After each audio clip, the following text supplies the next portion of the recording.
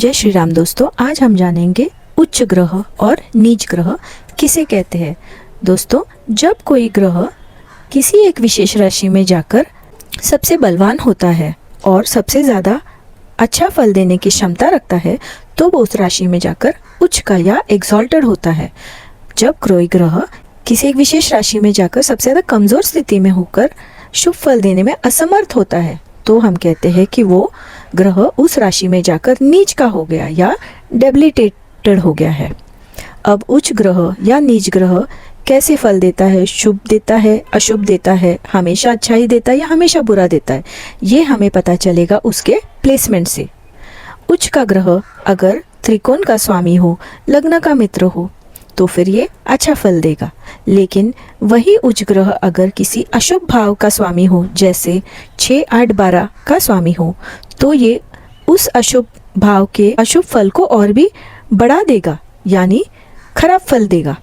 उसी तरह से अगर नीच ग्रह बुरे भाव में हो तो ये ठीक है, क्योंकि उस बुरे भाव के बुरे प्रभाव को वो बढ़ाएगा नहीं। लेकिन अगर नीच ग्रह अच्छे भाव में हो तो फिर ये अच्छा फल देने में क्षमता नहीं रखता है।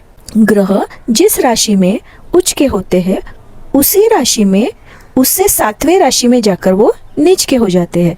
जैसे अगर सूर्य मेष राशि में 1 नंबर राशि में उच्च का है तो उससे 7वें राशि में यानी लिब्रा में जाके वो नीच का हो जाता है। अब इस चार्ट में मैंने बताया है कि कौन सा ग्रह किस राशि में जाकर उच्च का होता है और नीच का होता है।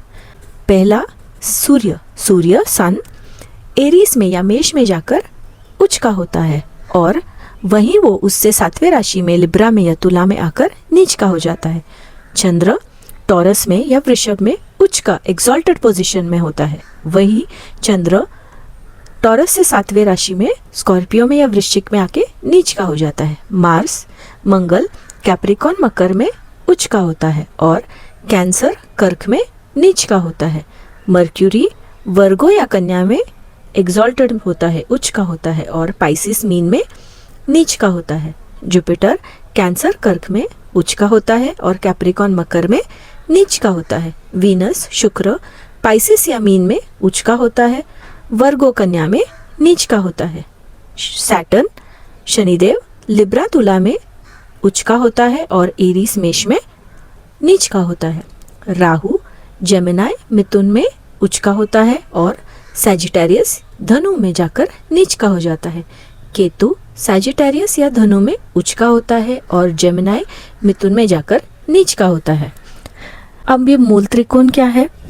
हर ग्रह के पास 2 राशियां होती है, सिर्फ सूर्य और चंद्र के पास एक राशि होती है। तो ग्रह का एक फेवरेट राशि भी होता है। जैसे आपके पास 2 घर है लेकिन एक घर फेवरेट होगा जहाँ पे आप ज़्यादा कंफर्टेबल फील होते होंगे और आप ज़्यादा अच्छा रिजल्ट्स देने में सक्षम होंगे। तो इसी तरह से ग्रह की भी एक मूल त्रिकोण राशि है जो उसका फेवरेट राशि है। जैसे सूर्य और चंद्र के पास तो एक ही राशि है तो वही उसका मूल त्रिकोण है।